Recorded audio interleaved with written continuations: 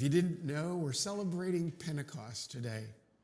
And my prayer, my hope is that at the end of this service, we're all going to walk out of here with a renewed sense of God living within us. Let me explain with the scripture and the message that I have for you today. Our scripture comes from Psalms 19. And just a little background, first of all, this psalm was written by David. And although scholars disagree, many suggest, and this is the one that I like, that this psalm was written when David was a teenager, tending the sheep for his father out in the field day after day before he was ever even identified as being the future king of Israel.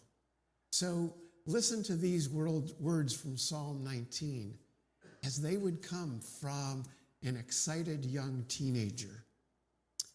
The heavens declare the glory of God. The skies proclaim the work of his hands. We listen to those words from David as he wrote that psalm. The heavens declare the glory of God. The skies proclaim the works of his hands. If I asked you to describe the glory of God, what would you do? Would you struggle? How would you describe to somebody? Somebody comes, what is this glory of God? How would you describe that to him? What would you say? David said, I'm not going to try to. Look at the heavens. The heavens declare the glory of God. Now I can imagine David when he wrote this, if it really was written when he was a young shepherd tending sheep.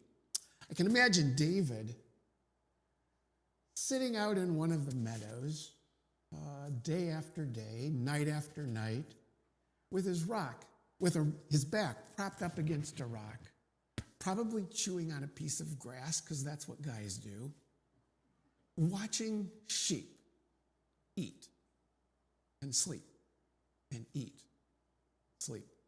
I guess as he had a lot of time on his hands to kill, and he used it pondering God's created universe. He looked up in the sky and he saw the sun. He woke up in the morning and he saw the sun rising from the east. I have to confess, I don't get up very often and watch the sun rise. But when I do, when I have, it's mesmerizing. You can't take your eyes off of it.